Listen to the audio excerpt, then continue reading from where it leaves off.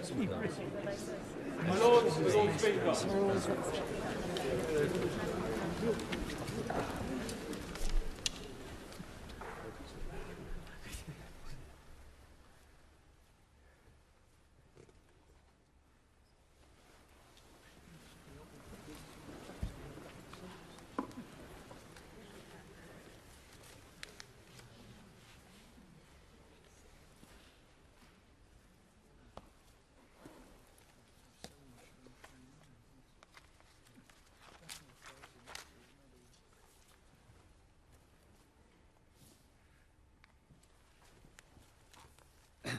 My Lords, before I call the Leader of the House to begin the tributes to the late Sir David Amess MP, I'd like to make some short remarks of my own.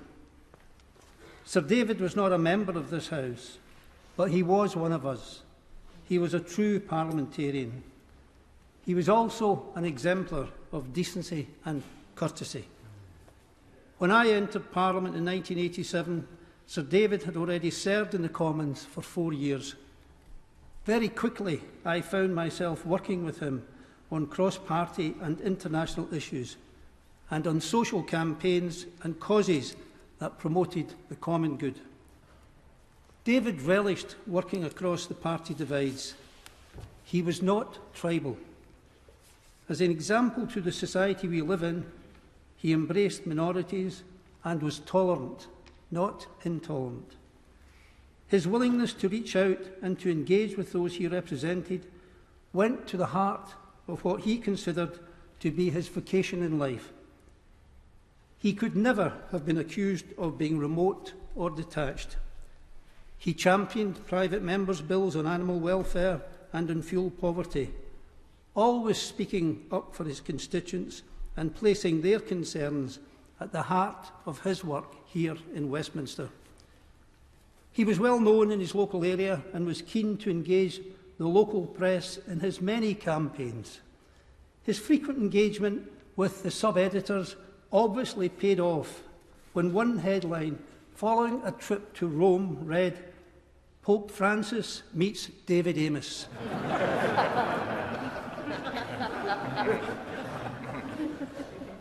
His character was well known. At the weekend, I heard one TV commentator refer to him as a little eccentric. Well, if that was the case, I declare long live eccentrics. Not once did I meet him in these corridors over the 34 years we served together without being met with an enormous smile as he bounded towards me with a spring in his step. He had an ability to make every encounter bright, something which reminded me time and time again of the inherent goodness of humanity. Today, Parliament mourns. We join with his family, his friends, his staff, and those who knew him and worked with him. It is right that we conclude our proceedings today by joining together with the House of Commons to pray for him, to remember him, and to celebrate all that he was and all that he gave to this place and to the nation. I now call on the Lord Privy Seal.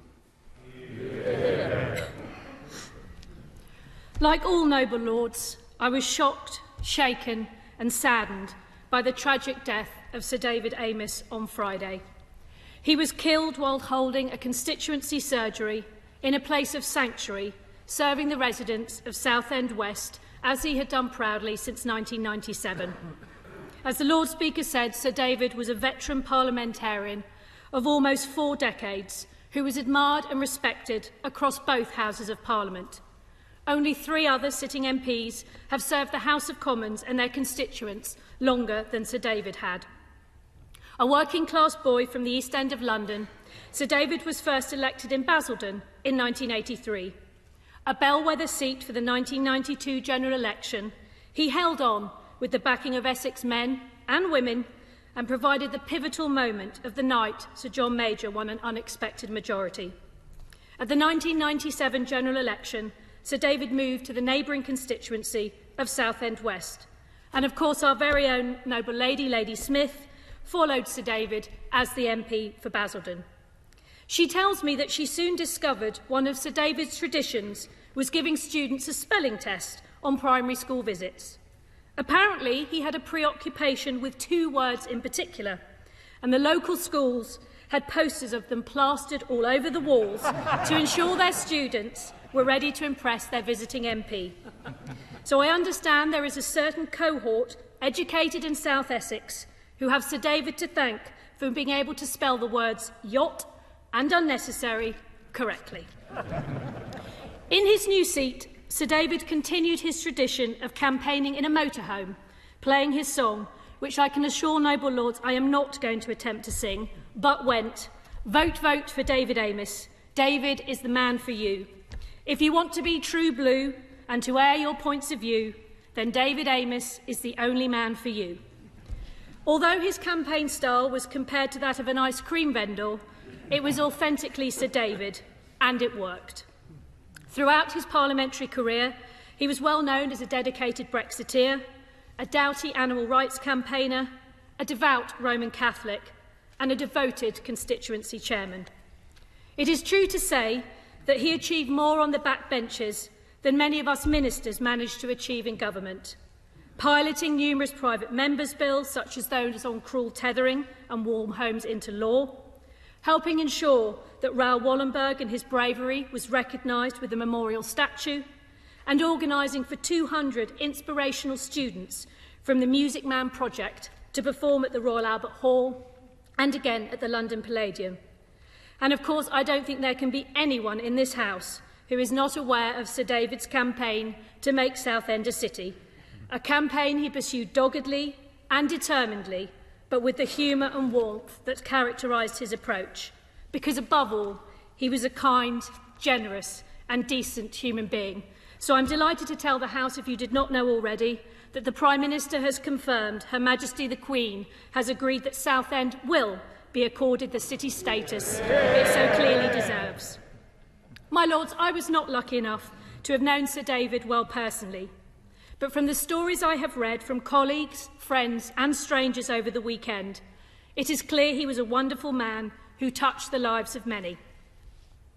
So many colleagues have commented on his love of being a parliamentarian. Whether in the House or his beloved constituency, he had as much joy and enthusiasm in his 4th decade in the job as he did in his first. And that enthusiasm was infectious to all with whom he served. A former colleague of mine from Policy Exchange, who began his career working for Sir David, shared what many have commented was an accurate reflection of his character. Not being bothered about missing or even returning a call from David Cameron, the then Prime Minister, yet turning his office upside down to find a missing local charity invitation for a duck race and moving heaven and earth at all hours of the day for constituents in need.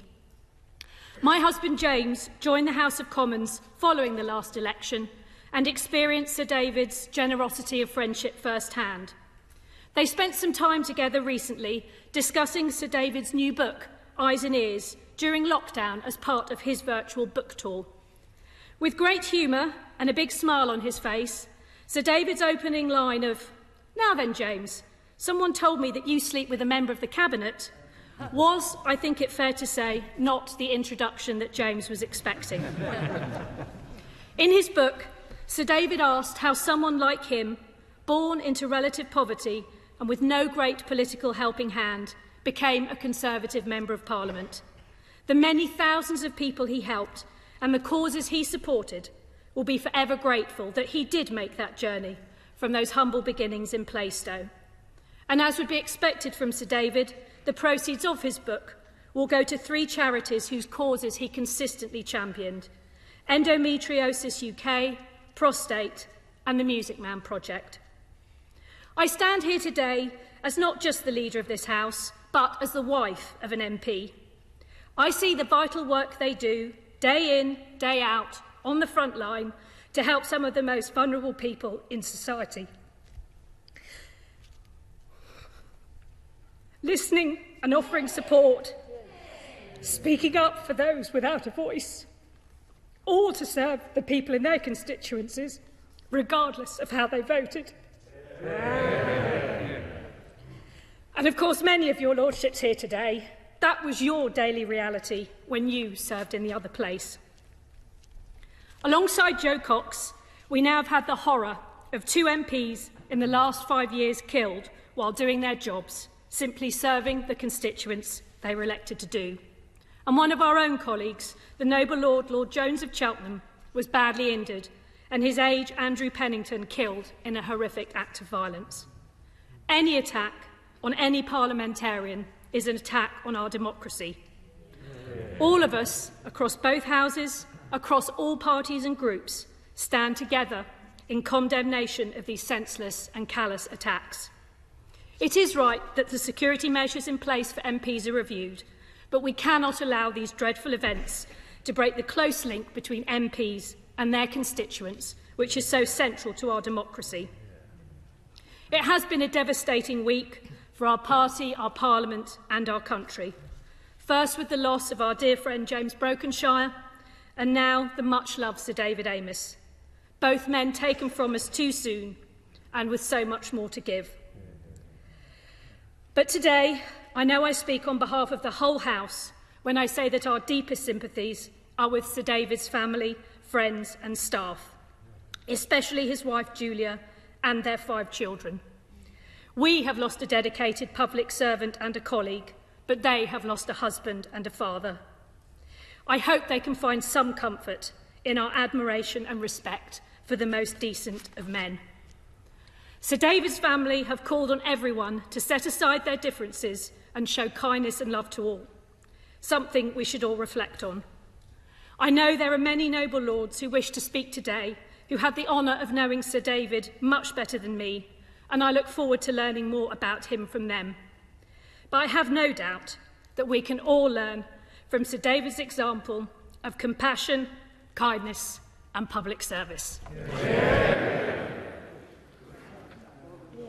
My Lords, I think the whole House welcomed the noble lady's very emotional and very genuine, fond tributes to Sir David. My Lords, as the news unfolded on Friday that Sir David Amess had been attacked, our hope that he hadn't been seriously hurt was mixed with that dreadful feeling we had in the pit of our stomachs that something deeply shocking and terrible had happened. And when it was confirmed that he had not survived, it was hard to find the words to convey our feelings about this act of devastating horror.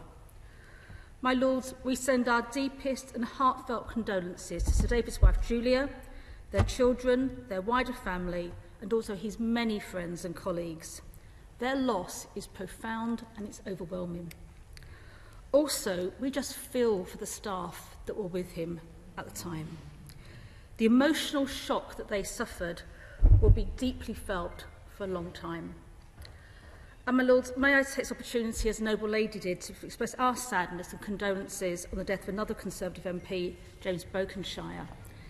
It's a cruel connection that James also had strong Essex links, having been born in Southend and previously represented Hornchurch. Both men, as noble lady said, have left us too soon and had so much more to give. I first met Sir David Amess in 1983 when he famously achieved that remarkable victory that many thought impossible in winning the newly drawn parliamentary constituency of Basildon, where there wasn't a single Conservative councillor. At the time, I was living in Southend and working for the League Against Cruel Sports. David was one of a then small group from his party strongly supporting our campaign to ban fox hunting and hare coursing. He remained passionately committed to the welfare of animals.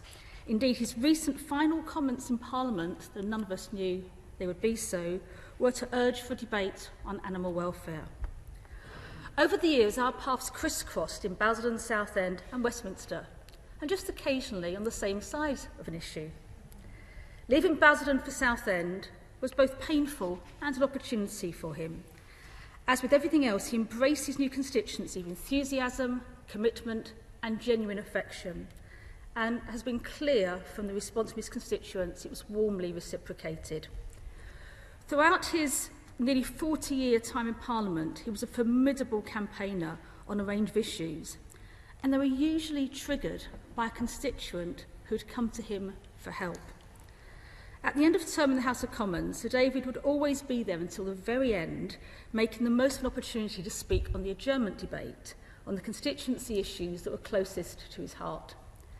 There were often a lot of them. His last opportunity to do so was on the 22nd of July this year. With just a 3-minute time limit, you had to smile and admire that he managed to raise the issues of care home costs, building regulations and accessibility, zero carbon emissions, energy costs, and gas boilers and tidal power and jet skis. And single-use plastic, sewage discharge, the Queen's Platinum Jubilee, and trees in Southend. And the export of live animals, the pension ombudsman, charity raising by a constituent, vulnerable children, the Olympics and Paralympics, the Royal British Legion, a memorial to Dame Vera Lynn, and he finished, we must make Southend a city. My lord, some made the mistake of not initially taking his Southend campaign seriously, but he was totally committed. A few weeks ago, he formally launched the bid for city status, and in typical Sir David style, it was quite an occasion, with the town crier and local dignitaries all there in Southend in support. The council leader, Ian Gilbert, told me that Sir David arranged everything, saying of the event, it had a serious purpose, but it was also a great sense of fun, which is the hallmark of Sir David's work. And my lords, as we heard from the whole House, how much we enjoy that the Queen has now given permission for Southend to become a city. What a great tribute that will be well received, not just in Southend, but across the whole of South Essex. My lords, to those who knew him best, it comes as no surprise that so many shared their experience of acts of kindness and support from David when they needed it the most. A good friend of mine, Southend Labour councillor Julian Ware-Lane, was David's opponent in the 2015 and 2017 general elections. Julian tragically died before his 60th birthday.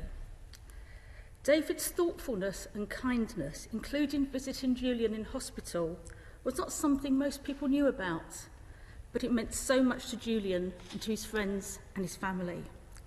From accounts over the weekend, it's clear this wasn't a random act, but it was part and parcel of how Sir David lived his life. The Mayor of Southend, Councillor Margaret Bolton, spoke for the whole town and wider in saying, to have him taken away in this manner is a tragedy for our community. It's too easy and too lazy for some to be cynical about MPs, councillors and indeed all politicians. At its most benign, it's uninformed and unfair. At its worst, it has devastating and heartbreaking consequences. We will celebrate Sir David's life and his achievements, although today we mourn his loss. And we also mourn the loss of what this attack represents. The similarities of the murder of Sir David and Jo Cox are deeply disturbing. Like so many other MPs, they put their heart and soul into being the best that they could be. And that means the face-to-face engagement with constituents, many of whom will become friends. Those meetings, events, surgeries, visiting schools, factories, businesses, even being stopped in the supermarket, are all part and parcel of being a local MP at the heart of your community. It's just over 5 years ago that we gathered here to pay our tributes following the mindless and needless violence that had taken Jo's life.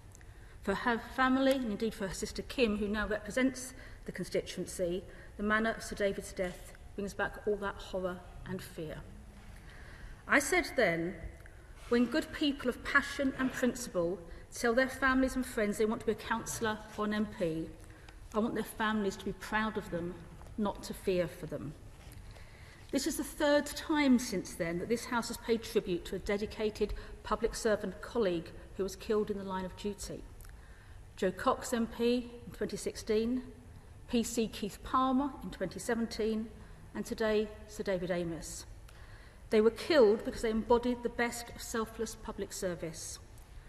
Others will recall previous attack, not least that on Nigel Jones, now a member of your Lordship's House, when Andrew Pennington was killed in 2000, and the attempted murder of Stephen Timms MP in 2010.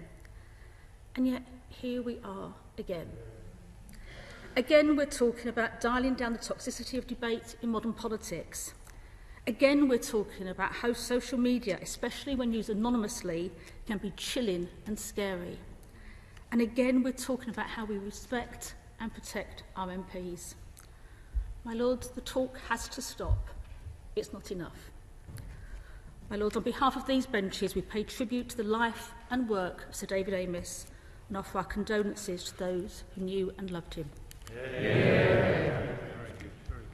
My Lords, I begin by joining the Leader and the Leader of the Opposition in expressing my condolences and those of my colleagues to the family and personal friends of Sir David and to his wider family, the constituents of Southend West. My Lords, for Liberal Democrats of my generation, the point at which Sir David first made an impression on us was on general election polling day in 1992. I was with Paddy Ashdown in his cottage near Yeovil on polling night. Michael Burke had a BBC camera in the street outside. The opinion polls were suggesting a hung parliament, and we were naturally extremely excited at this prospect. Until, my Lords, the first result of the evening from a Conservative-held seat came in, namely Basildon, and the smiling features of Sir David confounded the predictions of the exit polls and our hopes. Michael Burke folded up his equipment and slunk away. Sir David's delight counterpoised our disappointment. In the years since, I've had little personal contact with Sir David, but a surprising number of my colleagues in your Lordship's House have, in work ranging from the Industry and Parliament Trust, Iran Freedom Movement, to the all-party parliamentary group on fire and rescue. They share a common reflection that he was a lovely person, courteous, entertaining, and completely devoted to serving the public good and his constituents. In short, my Lords, he had exactly the qualities which people wish to see in their elected representatives, and he will certainly be greatly missed equally in Westminster and Southend. Today, as we remember Sir David, our minds inevitably turn to the murder of Joe Cox, the deadly attack involving my colleague Lord Jones of Cheltenham, and the attack on Stephen Timms. And after each of these terrible incidents, there was understandable soul-searching on why the attack happened and how similar attacks might be avoided in future. And the same thoughts are in our minds today. It's obviously appropriate that there's a review of the security of MPs to see what additional measures might be taken which are consistent with MPs being able to continue to meet their constituents and hear their concerns. We, in your Lordship's House, are in a somewhat more fortunate position than our MP colleagues. Although, like them, we may receive abusive emails, or at least I do every time I make a speech about Brexit, threats to our physical safety are, I believe, pretty rare. We are therefore largely bystanders in the formal security review. But for anybody involved in politics at any level, I think this tragedy should give us pause to consider how we conduct ourselves and the contribution we make to the heat generated by public debate. As we do, we might start by heeding the words of the Amess family and think about how we embody them in the way we go about our business. The family have said that they want, and I quote, people to set aside their differences and show kindness and love to all. Be tolerant and try to understand. My Lords, in politics, it's not always possible to set aside differences altogether. But it is always possible to show kindness and consideration to all. My Lords, there could be no better way of respecting the memory of Sir David than to make tolerance and kindness our watchwords as we face the challenges of the months ahead. My Lord, so many of you know Sir David, or knew Sir David, that I shall be brief. But on behalf of the crossbenchers, we respectfully and mournfully join in and associate ourselves with the expressions of condolence and sympathy for Lady Amess and her family in what is obviously a calamitous loss. A loss I suspect made much more poignant by the fact of the time when it happened, the occasion when it happened, and the cruel circumstances in which it happened. an MP for 40 years cut down while doing his job, and an MP on all accounts who had that wonderful additional attribute beyond the needs of each and every one of his constituents, of having an independent mind. And everything I have read about him tells me that he did. He was his own person. And we need members of Parliament like that. My Lords, as I say, I didn't know him. I know that the Reverend Primate, the Archbishop of York, will be speaking soon, and he was a personal friend, so you'll want to hear from him and not from me. But I must add something. Can we think about the way in which we deal with these issues ourselves? Can we reflect on the impact on the House of Commons rather than on this place? Can we reflect, and I do with sympathy and concern for the other place, about the troublesome paradox that it seems to require a catastrophic disaster like this murder or the murder of Joe Cox to bring back to mind, to highlight before the public, the societal contribution, the contribution to the welfare of the nation that is going on with 650 elected members of Parliament sitting in the other place. We owe them rather more, do we not, than a fleeting acknowledgement on an emotionally induced occasion. And if we could recover, find a way in which the public appreciated what our members of Parliament do, we would be living in a much happier society. You don't have to agree with your MP, but you do have to respect him or her. My Lords, for today, though, you've heard enough from me. Our thoughts from these benches are with Sir David's family, his wife, his friends, many of you in this chamber, and let us not overlook the unhappy people who were there very close to the scene at the time.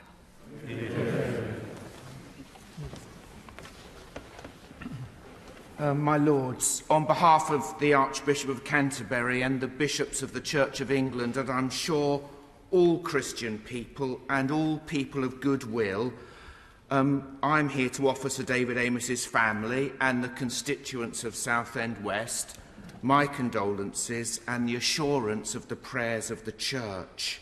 And I'm very, very grateful for all that's been said thus far, and certainly we wish to associate ourselves on these benches with those comments.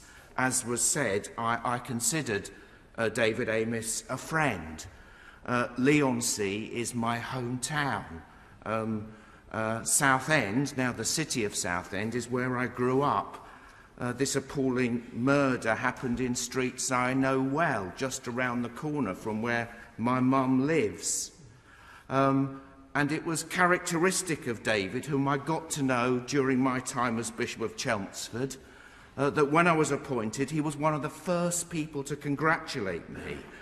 When I was translated to York, it was the same. He thought this was another way of putting Southend on the map, that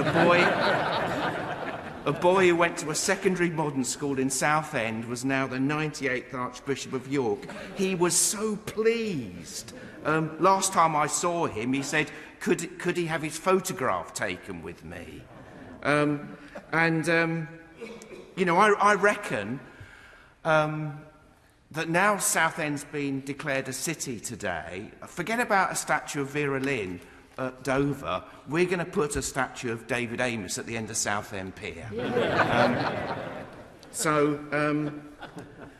He was, and I know this from the work I did with him, a deeply, deeply committed constituency MP. He exemplified what that means. He knew the people he served, and in the constituency, he was completely colourblind to political difference. He just served the people that he'd been elected to serve. But I do want to say this. Hate cannot win. It may score many points. It may land many punches, but it can't win. Because trusting no one, hate just ends up with endless divisions and suspicions, and in the end, it just consumes itself. Sorry, I'm going to go into sermon mode just for a moment, sisters and brothers. Love is always stronger. It's always more tenacious. Its patient endurance draws us together. And by love, I don't just mean warm feelings of well-disposed goodwill, but that deeply committed determination to get up each morning and live what you believe in. Put the needs of others before yourself. Recognise our common humanity. That's where the word kindness comes from. It's linked to the word kin. It means we belong to each other. We serve the common good. We know that our best interests are absolutely interwoven with the interests of others. And they lead to those things, those values, that vision, which is worth living for. Now, this love is what we see on these benches in Jesus Christ. And it was that love and that faith in Christ within the community of the church which was the source and sustenance of David Amess's vision and values. It was this that enabled him to reach across party political divides, get on well with everyone, exhibit a good-humoured generosity and a kindness that is, sadly, often woefully lacking in public and political discourse today. My lords, these same values, this same vision are held in our democracy. They require us to listen and to love one another, especially those with whom we differ and disagree, and to attend to each other's needs and serve the common good. They call us to speak kindly of each other, to think well of each other, and to act generously. And it's because Sir David Amess so exemplified those things, regardless of what his politics happened to be. He exemplified these things, and that's the reason that we are so easily able to come together and remember him, esteem his contribution to public life, mourn his death, but not be defeated by the hatred that killed him. Could I conclude with some words I wrote in a newspaper yesterday about his faith? David Amess didn't actually wear his faith on his sleeve. He wore it in his heart. And that is the best place for faith, because when you wear it in your heart, it shapes everything. Yeah. My lords, I will be calling 3 remote contributions before opening up to the rest of the House. Baroness Brinton. My lords, my noble friend Lord Jones of Cheltenham cannot be in his place today, but has asked me to start by saying something on his behalf about Sir David Amess. As noble lords have already heard, Lord Jones was himself attacked and his aide and friend, Councillor Andy Pennington, killed at a constituency surgery in the year 2000. Lord Jones wants me to say on his behalf, to learn that David's life has been taken is the most unimaginable shock. I simply can't believe that this has happened again, and to the kindest, most decent of men. He was a mate, David. We're on opposite sides of every debate. He voted the wrong way on most things and disagreed with me on just about everything. We were in different parties, but always got on well. He was a wonderful personality and worked exceptionally hard for his constituents. He was a proper parliamentarian, a dedicated public servant, and a lovely man. If he bumped into me when he had visitors to the house, he'd say, "Oh, and this is my friend Nigel. He was attacked, you know. Do you remember? He was on the television." I'm appalled that he has suffered like this. David, like my friend Andy Pennington and I, was just trying to do the job to the best of his ability. Our democracy relies on an open channel between those in power and the people who we represent. It's vital to be able to meet people face to face so they can feel we are here and working for them. My lords, turning to my own tribute, I first got to know Sir David when I joined your lordship's house a decade ago, and he quickly nobbled me, there is no other word, to join the all-party group for fire safety and rescue, which he chaired. I really didn't have a choice. He had been a friend of my father, Tim Brinton, having met when they were MPs together. And David knew that my stepmother, Jeanne, had been a Conservative chairman of the Kent Fire Safety Committee, and that I had campaigned actively for sprinklers in schools. But that was David. Every argument, well-researched, compliments paid, and before I knew it, I was even an officer of the all-party group too. And to the utter bemusement of the much younger members of the all-party group and to visiting experts, he usually introduced me as Tim Brinton's daughter, which always made me very proud. Their friendship was based on rejecting preferment, but loving the core job of being an MP, both in the constituency and in the House. Over the decade that followed, I saw his campaigning zeal through the work of the all-party group, holding ministers and sector professionals to account.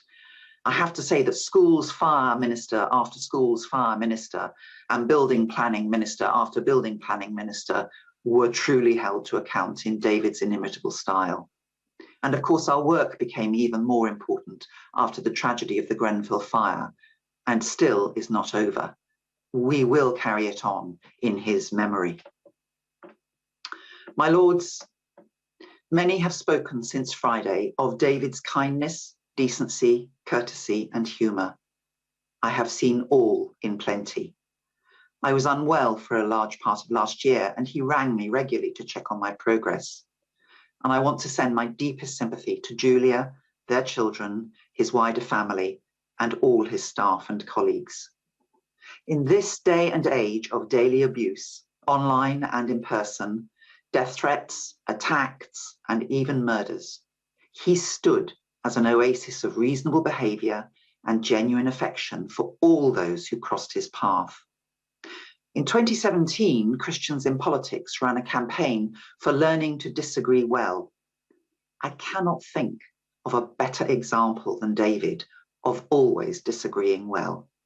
In political terms, we were polar opposites, but with him, that was never a barrier. He always found what we had in common, and we could stand together. His faith was intrinsic to every action, every word he uttered, and every passing smile to faces that he recognized. May he rest in peace and rise in glory.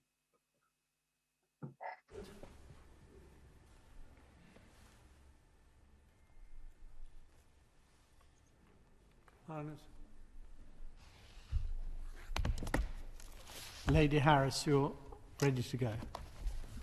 My lords, we never discussed politics. David knew mine and I his. And it was always like that over the years we worked together. He succeeded me as chair of the Industry and Parliament Trust in 2014, having been a board member himself for a number of years previously. I always valued his contributions, if not always the way he put them. I well recall him saying to me before one meeting, with that lovely crinkly smile on his face and his eyes twinkling, "Now, Angela, this isn't going to take too long, is it?" The agenda, my lords, was huge. Nick Marr, the Trust's chief executive, told me a lovely story which epitomised David. He was introducing the Lord Mayor of London at an event and said, "I would like to introduce the Lord Mayor." Of course, none of us can aspire to be Lord Mayor because we don't have enough money and didn't go to the right school. The room went very quiet. That was so David. You never really knew what he might say next. I know that Nick would also want me to say that David would always go that extra mile for the IPT, was adored by the staff there and worked enormously hard for the Trust, which he continued to chair until 2017. We also worked together with the British Parliamentary Committee for Iran Freedom. David was passionate about the Iranian resistance movement, and we shared many platforms together over the years. His commitment to everything he campaigned for was inspiring. He was a kind, funny, and thoughtful man, dedicated to his beloved Southend, which I often teased him about, as I had worked at the airport there in my younger days. He was totally without malice or nastiness, and always charmed everyone with whom he came into contact.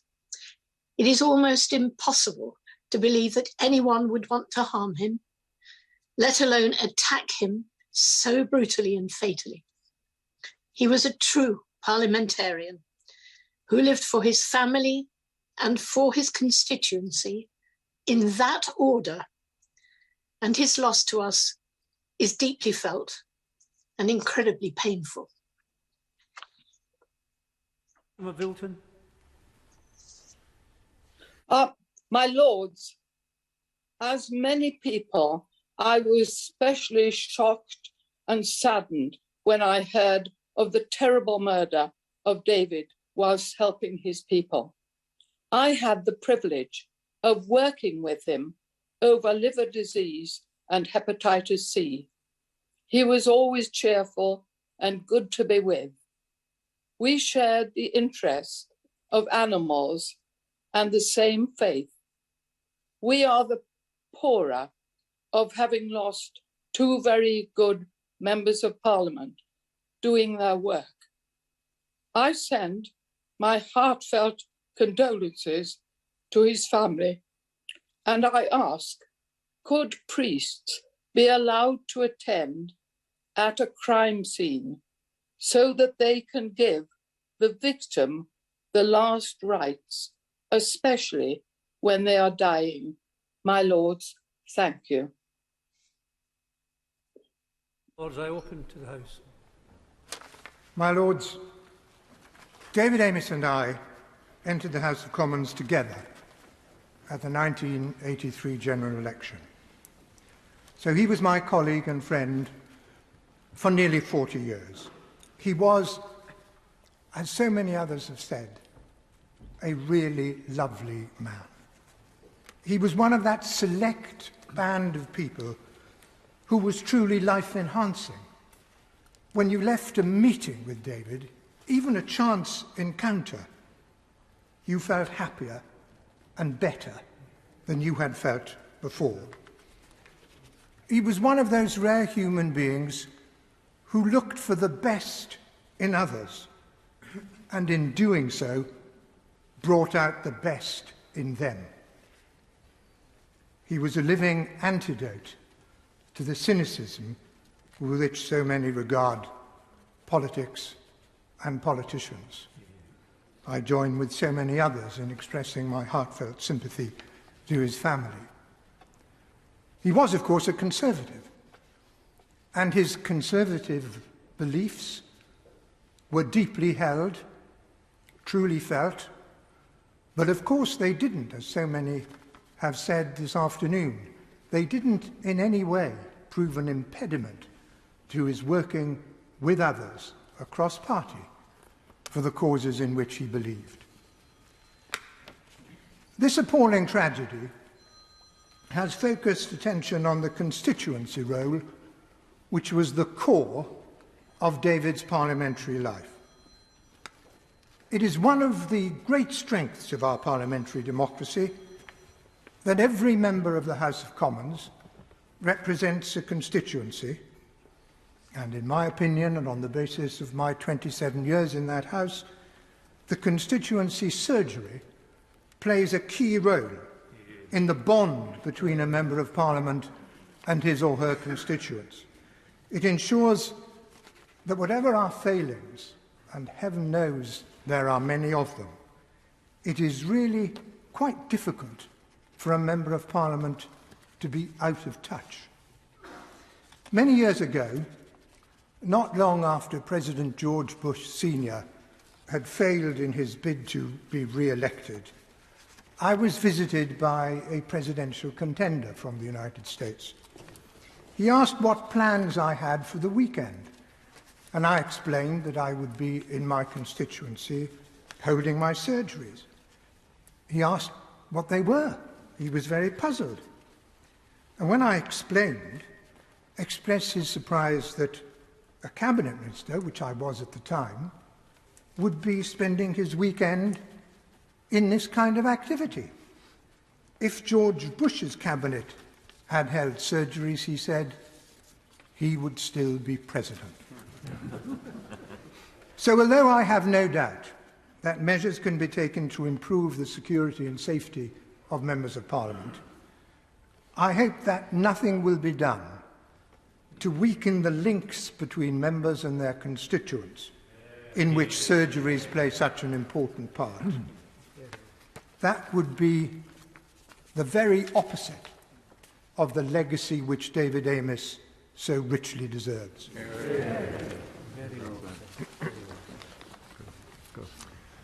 My Lords, I knew David Amess when he first came in because I was elected before him, and so for nearly 40 years I was on good and friendly terms with him as a parliamentary colleague, and I'm as shocked as anybody in this House that such a man should come to such a terrible end. The fact is we're all saying the same things about him, and the tributes that were paid publicly last week by various people repeated the same points, and as others will wish to join, I won't repeat them all. The fact is that the reason is that on this occasion they're all true. We have a very good convention in this country that when anybody dies, if you have to pay tribute to them, you find something polite to say. And I have heard people say very, very moving things about people who I know privately they thought were rather nasty pieces of work. They're sympathetic when they died. What David Amess, as everybody has said, and for the sake of others I won't just repeat it all, the first words that come to mind, or variants of them, when you think of him, was a very, very nice man. I can't believe that a man like that ever actually had an enemy. And that applied to his political life as much as to his private life. People from across the other side of the aisle from him, people who, different parties who agree profoundly with him, have said these things. I, too, was a Conservative, but it can't be said that David and I were on the same wing of the broad coalition, which is the Conservative Party, as it is of all our political parties in this country. He was a very, very fierce Eurosceptic. He was a great supporter of capital punishment, which were opinions which, to put it lightly, I do not share. But he was one of that group, and it's the majority of British politicians who would never have dreamt of allowing political disagreement to interfere with personal friendship, who actually respected the true right of free speech, which is you respect the integrity and the sincerity of the person with whom you're having an argument, and you maintain civilised dialogue in a free society. He was also an enthusiast, a hard-working, enthusiastic backbencher who never betrayed the slightest interest in being such a keen party man that he was seeking preferment. He always had campaigns. I won't list the ones that I've encountered over the years. He always, at any given stage, had quite a lot of campaigns that he was pursuing. And he pursued them all with the same energy and enthusiasm. And his personality, which was always amusing and engaging and everything else, was one of the things that actually forwarded what he was trying to argue for and help recruitment to it. So I join in all the sympathies of his family and agree that the tragedy of this latest disaster for our democracy and for our Parliament is that the victim is one of the very nicest political practitioners of any political view that I have encountered and most of us encountered, and it's a truly moving occasion. Just a word on the wider things. You can never make controversial figures like members of Parliament totally safe, and there's an element, a minor, quite acceptable degree of risk for any member of Parliament, however obscure, however quiet. We've always had a fringe of violence in recent years. People have talked of the most recent 4 attacks, knife attacks, all by lunatic madmen. I think in my time in the House of Commons I lost about 6 of my colleagues who were killed by IRA terrorists and others. The most well-known occasions were the Brighton bomb and the murder of Erin Eve in the Palace of Westminster. And there were others. I haven't counted them all. You have to have precautions against them. We always have had to have them. When I was a controversial prominent figure, there were several weeks when the Nottinghamshire Police advised me they'd like to have a special branch policeman sitting in the outer office of my surgery. Nothing ever came of it. The death threats I got were usually obviously from harmless lunatics just trying to frighten or offend me. But it's, to a certain extent, it's difficult to minimise, and I fear that whereas the IRA were at least predictable, they had a coherent political agenda and were determined to use terrorist violence to advance it, nowadays it's loners, fanatics, madmen, people with perverted views of their own, and it's very difficult to guarantee security against such people. But I'll only echo what everybody else has said about the contribution that political debate can make. I think the deteriorating tone of debate over the last 10, 20 years is somehow encouraging these mad loners to start emerging and becoming active. The absurd cynicism of the public towards the political class. The majority of the public, if you tell them that most MPs are all crooks, they're only in it for what they're getting out of it, it doesn't matter who you vote for, I fear a majority of the population would, in casual conversation, agree to that, which is a bizarre and ridiculous and untrue allegation. Standards of honesty, actually, in House of Commons are rather higher on average than the standards of honesty amongst the general public, although all groups have scoundrels, and the House of Commons has always had one or two. But I think the actual public exchange of views has become nastier, simpler. Politicians themselves are partly to blame. The social media has had a dreadful effect on the tone of debate. And I think the media themselves give more courage to the lunatic fringe on the edge of perfectly good lobbies than they do to the people arguing the cause. And we all, as parliamentarians, have to retain the standards that we undoubtedly do and mourn the loss of a very great, very nice, hard-working parliamentarian.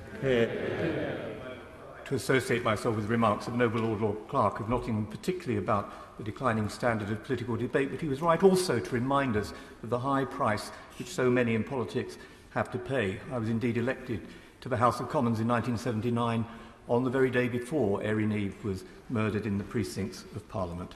It was with profound and aching sorrow that I heard the shocking news on Friday that Sir David Amess MP had been murdered. Over the past 40 years, David and I had become close friends, and I've shared many platforms with him in his constituency and elsewhere. We both had our working-class origins in the East End of London, and indeed were baptised within a year of one another in the same church by the same Franciscan priest. He often joked that there must have been something in the holy water. My lords, his faith was in his DNA, and it animated his belief in public service and in the principle of duty. I first met David when he came into the House in 1983. From across the House, we joined forces in taking up the case of Raoul Wallenberg, the Swedish diplomat who saved thousands of Jewish lives from Nazis, and in 1997, thanks to David's assiduous campaign, the statue was erected to Wallenberg outside the Western Marble Arch Synagogue.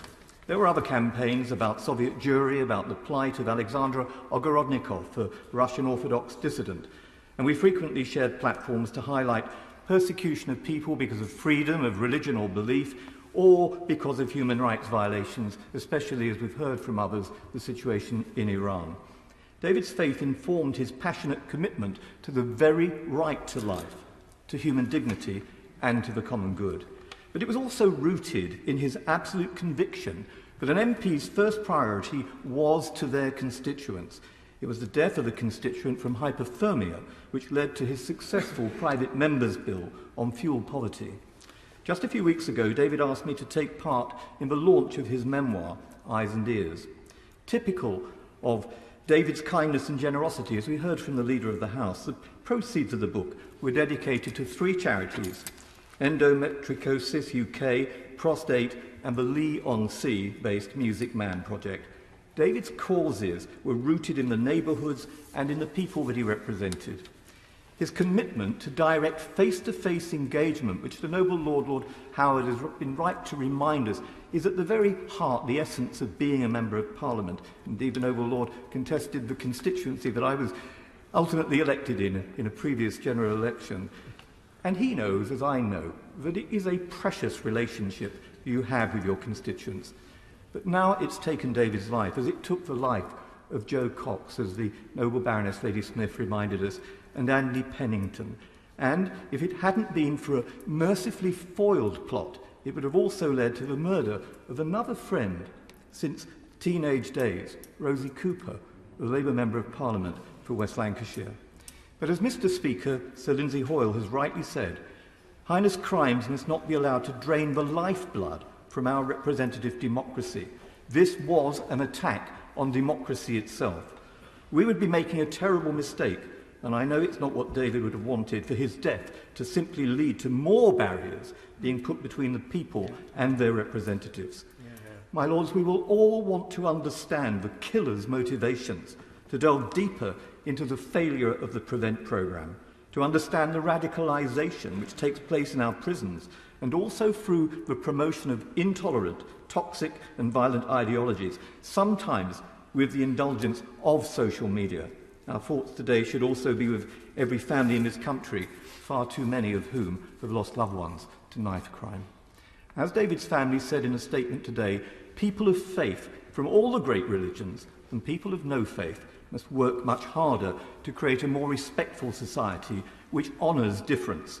Too often we have been in denial about the sources of the hateful threats to the foundations of a liberal, open and pluralistic society. As David's horrific death demonstrates, notwithstanding all the good in the world, we still have the capacity to do truly evil things. His death reminds us of the deep-seated challenges we face. Above all, it will have devastating consequences for his family and loved ones. And my principal thoughts and prayers today are with Julia and with their children. May this good man now rest in peace. My Lord, I will be brief to allow other colleagues to say a few words. On this sad occasion, when we mourn the death of our colleague, I remember a smile, the smile of David Amess. I've known David for some 15 years and never saw him without that smile on his face. I never heard in those years a bad word said about him. And how could there have been? Because he was, in the true sense of the word, a true and perfect Christian gentleman. I remember fondly an all-party delegation to the Philippines, led by David. It was an honour and privilege to be part and be with him. He moulded a very diverse group of parliamentarians into a very united group. And his personality and charm and smile charmed the pants of all the Philippine members that we met, both ministers and parliamentary delegates. As has been mentioned by many, Sir David had many interests, and one was a keen and abiding interest in Northern Ireland. Each time we met, Either the first or second sentence he would say was, "Well, Dennis, how's Northern Ireland, and how can I help?" My lords, Lady Amess has lost a husband. His children have lost a father. We have, as parliamentarians, have lost a colleague. Northern Ireland has lost a friend. David, we all miss you. My Lords, as time is short, I'm not going to say very much about David because so much has been said already. But we both entered the House of Commons on the same day with my noble friend Lord Howard. David served for 38 years. I lasted 14 before I was asked to leave.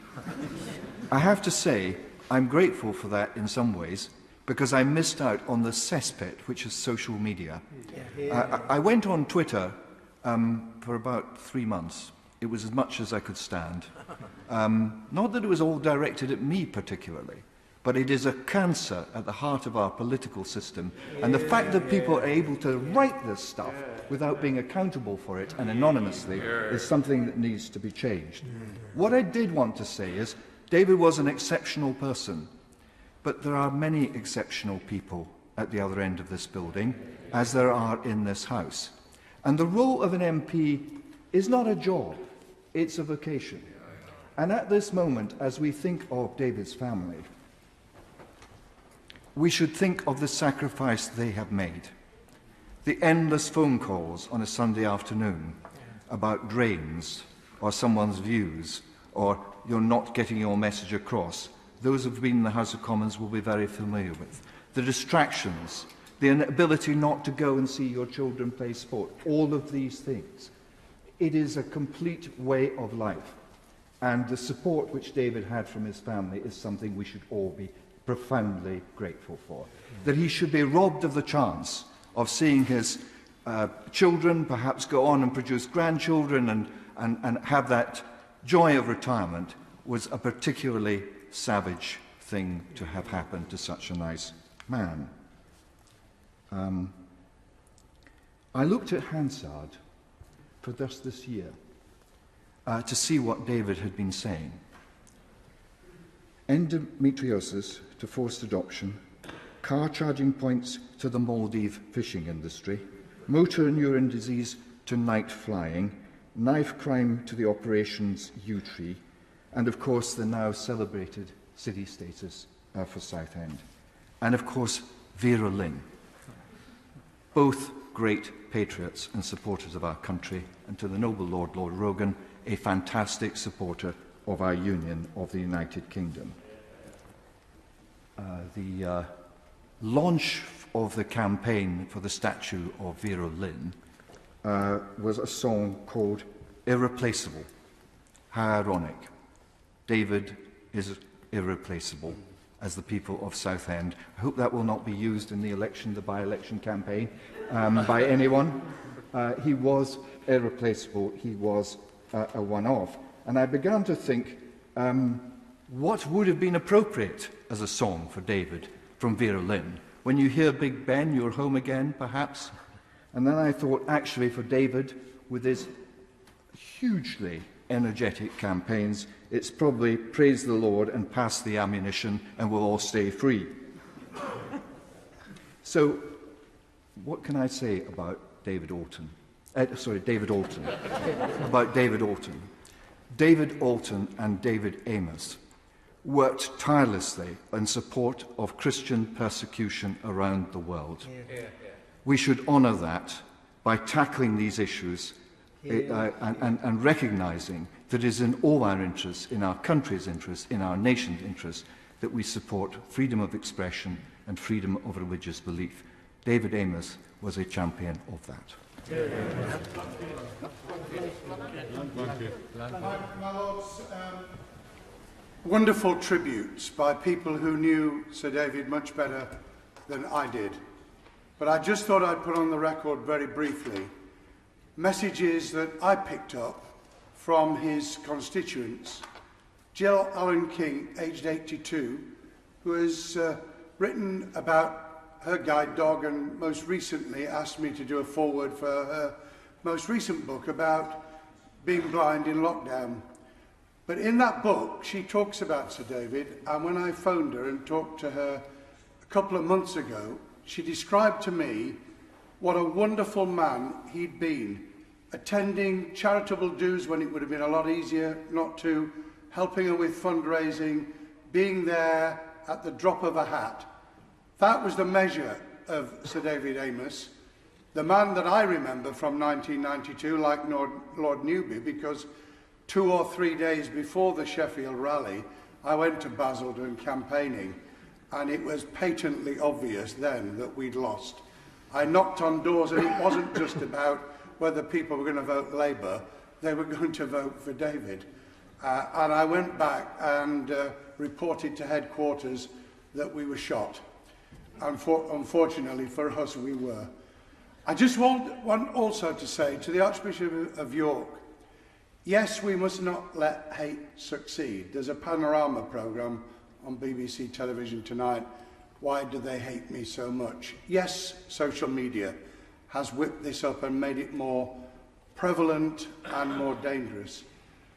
But apart from those who are seriously mentally ill that Lord Clark referred to, we have a phenomena of hate which is about difference, it's about intolerance, it's about the way in which people can no longer have the dialogue which allows us to speak strongly, to think emotionally, to believe our values are worth fighting for, but to do so by upholding them in the spirit of democracy. And so often now, the hate isn't just for, and it certainly wasn't with Sir David, about an individual. It was about our system, our democracy, about the world around us. And one of the things that I picked up over the last few weeks about Sir David, which is very close to my heart, is about young people learning about politics and democracy, about citizenship and democracy, which he was becoming engaged with. If there's one thing we can carry forward, and I hope will bring comfort to his family and his close friends, it is actually to be able to teach our young people how to do democracy, how to be understanding, how to have very strong opinions, but to be able to express them in a way that is respectful to others as well as to themselves. If that comes out of this and people can have a dialogue across the country about how we make that work better, then Sir David's life, wonderful as it has been, will also be remembered for making another contribution, like Joe Cox, to changing the way in which we do our politics. Okay, very brief tribute to David, based on 32 years of shared friendship in the other place. As my noble friend Lord Howard said, he was basically loyal to his party, and if I can speak briefly as a former Chief Whip, of the 876 votes in the 2010 Parliament, David supported the government on 97.6% of the time. No one could complain about that. But he was a man of strong principle, impervious to the bait of ministerial office, as my noble friend Lord Clark has said. And when he voted against the government, he did so on a matter of principle. Your Lordships may be interested to hear that he voted against the government on the House of Lords Reform Bill in 2011. He also voted against military action against Syria when the government was defeated, and he opposed the badger cull, animal welfare being one of his special subjects. More recently, he actually voted against the government on leaseholder compensation post the Grenfell tragedy, on which many of us may share his views. His sunny optimism, revealed by that broad smile, his basic decency, his generosity, his modesty, made him a great colleague. And we'd see him walking briskly from engagement to engagement with a sheaf of papers under his arm, his timetable fractured both here and in Southend by his willingness to stop and talk to colleagues. The shadow leader mentioned his insistence that the House of Commons should not adjourn for the Christmas recess until it had answered 18 issues of great importance to the burghers of Southend. Just pity the leader of the House replying to that debate. I mention one other factor about David. He was generous with his time and happy to visit and speak in the constituencies of Conservative MPs, an obligation often overlooked by his more self-important colleagues. And he was capable of mischief. He came to North West Hampshire, and the convention is that the visiting speaker pays a glowing tribute to the industry and energy of the incumbent, however well-funded in truth that may be. But there was none of that from David. Great to be here in George's patch, he began, but I don't want to waste time talking about him. I want to tell you about myself. My lords, reading and listening to the tributes paid to David over the weekend, I asked myself if people would join the dots and link the tributes we pay today to David with those we paid last week to James Brokenshire and those we paid earlier to Joe Cox, and realise that those public servants, whom fate has cruelly taken from us too early, are between them more representative of this country's often abused public servants than the bad apples who get us unfavourable publicity. Yeah. David's family have expressed the hope that some good should come from this tragedy. David was essentially a generous man, and he wouldn't mind sharing some of the tributes to him more broadly if it helped change the perception of the profession to which he has selflessly given his life. Did in 1983, but I first discovered Sir David's fundamental decency, integrity and courtesy when I was a junior whip. Later I was David's chief whip for 4 years, and I held him in the highest regard, because he was the sort of MP we chief whips liked and rated, not because he sycophantically voted for us for 96 or 97% of the time, but he always told us well in advance on the 3% of occasions when he could not, because he was putting his conscience and his constituency priorities over, and these prevailed over whipped votes. Chief whips can live with MPs who have that level of courtesy and decency. As has been said, my lords, he was deeply religious, and that clearly influenced his views on political issues. But he was always capable of seeing the other point of view. And he always disagreed with the viewpoint, not the person making it. And that is a sign of greatness and generosity of spirit. And he followed the great commandment of Jesus, to love the Lord your God with all your heart, with all your soul, with all your mind, and your neighbour as yourself. Well, David loved 70,000 neighbours, all his constituents in South End West, and people further afield in the UK, and even further afield around the world, as has been said. In fact, those suffering in the world were David's neighbours. And not just people. As the great hymn by Cecil Alexander says, all things bright and beautiful, all creatures great and small, all things wise and wonderful, the Lord God made them all. And if the Lord God made them, David Amess also defended them. My lords, I say, and I say this carefully, I think David died a Christian martyr. And I mean martyr in the proper Greek derivation of the term, meaning a witness, nothing else.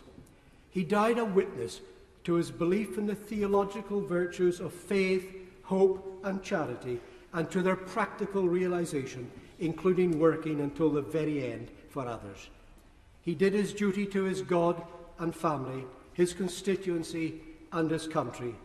What truer passport is there to eternal life? And I was reminded of the opening of the anthem in Paradiso, which was sung at the funeral of Lady Thatcher, and it begins, "May angels lead you into paradise."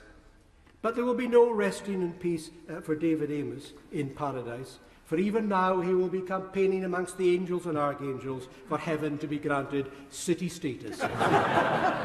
My lords, I pass on my sincere condolences to Lady Amess, to his children, and all those others who may have been traumatised at the time of the awful murder. It was a privilege to know him, and I really liked serving with him. Yeah. My lords, there is one aspect of Sir David's work that is perhaps not very widely known. Every year for the last 30 years, he took into his office a young American student from the Catholic University of America. I had the honour of arranging the programs over those years, so I worked closely with him. He gave those young people a wonderful insight into British parliamentary democracy. Those young people who had perhaps met the senators they'd worked for on the Hill or the congressmen only once in a 3 or 4 month period, saw Sir David every day. He took them to his constituency. They saw at first hand what it meant to be personally represented. They all benefited from that experience, and he made an intangible contribution to British-American relations in the process. My Lords, I had the pleasure of knowing David when I first got into the House in 1986 in a by-election. He was incredibly helpful to me at that particular time.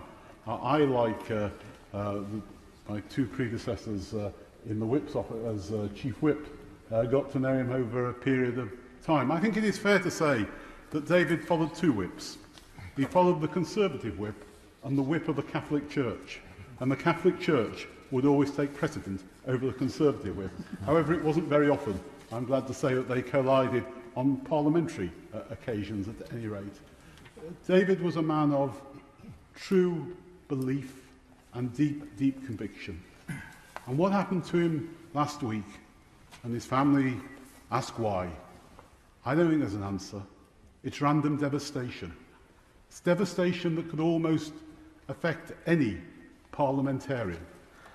Because David, as we've heard from today, the issues that he covered, the projects that he raised, the campaigns that he fought for the front of, were so widespread, everybody could see what a superb constituency Member of Parliament he was. And one of the things about the House of Commons is sometimes we come across some very strange people. And I think they are well represented in Parliament overall. And Parliament is the stronger for it. And we've got to come across those people, and we've got to meet those people, and we've got to listen to them. Sometimes we might not listen for too long. But that's what I hope his family can come to accept. It was obviously taking from them a husband and their father, and to them that cannot be replaced. But it was a random attack by an evil person. My Lord, may I also pay tribute to Sir David, whom I admired and with whom I had dealings over many years. It would, my Lords, be a fitting tribute to him if all in both houses would emulate his gracious words and actions and avoid, as he did, aggressive words, false allegations, and visceral hatred. Such an improvement should also involve the media. This would be a great tribute to a great man, a loyal friend, and a fine Christian gentleman.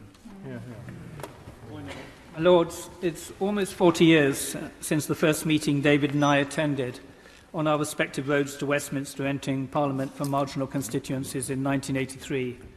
He was a man who was constructive, committed, amusing, and always willing to go the extra mile for you, or indeed anyone who he felt he could help. We stayed close for many decades. Last week, at his request, I was with him on a delegation to Qatar, where his charm and mischievous sense of humour, deployed in a way only David could get away with in front of the most elevated in society, was put to wonderful effect. It was so good to be with him. On asking the father Emir how many children he had, and receiving the reply 24, he promptly reached for a small House of Lords picture frame as a gift and challenged him to fit all 24 into the frame. And telling the Emir, on receiving a copy of David's book, that he could throw it in the wastepaper basket, led to more laughter and marked him out for being wonderfully self-deprecating. We flew out sitting together and flew back chatting away.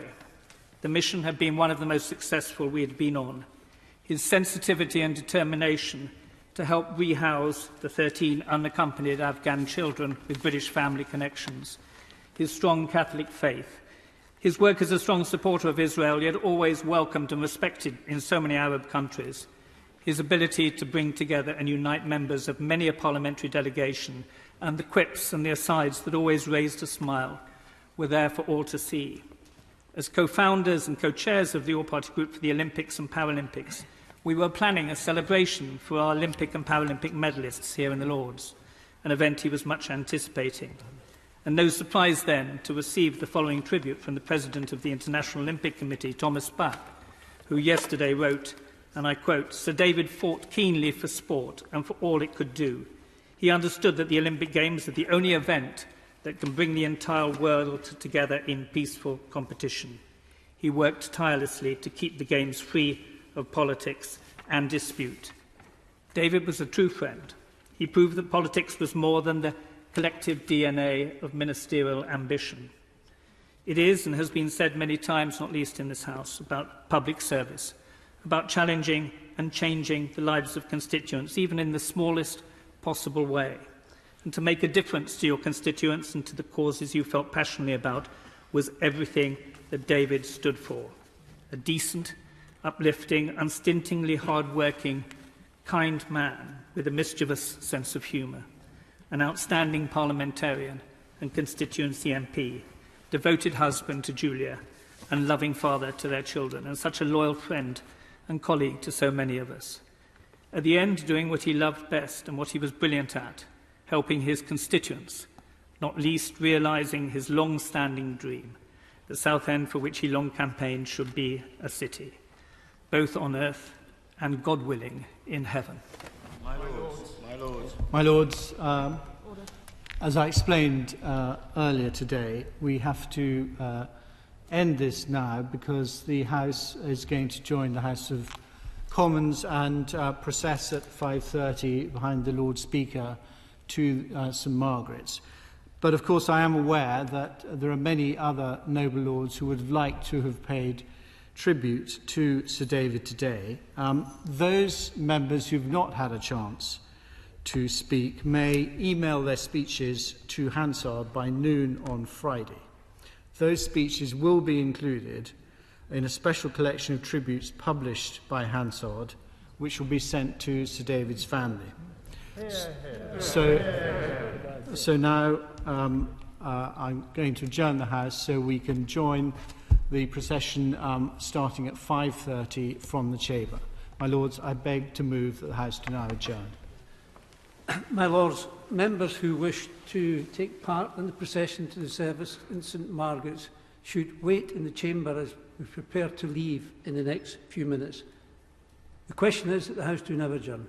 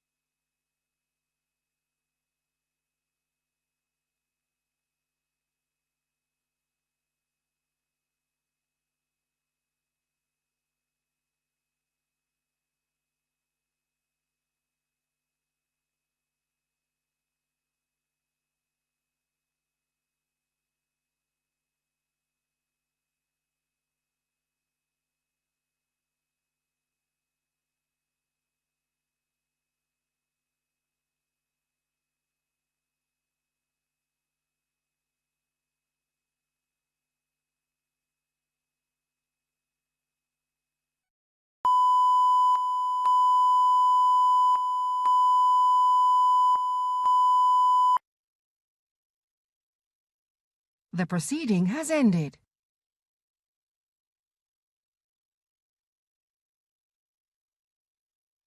The proceeding has ended.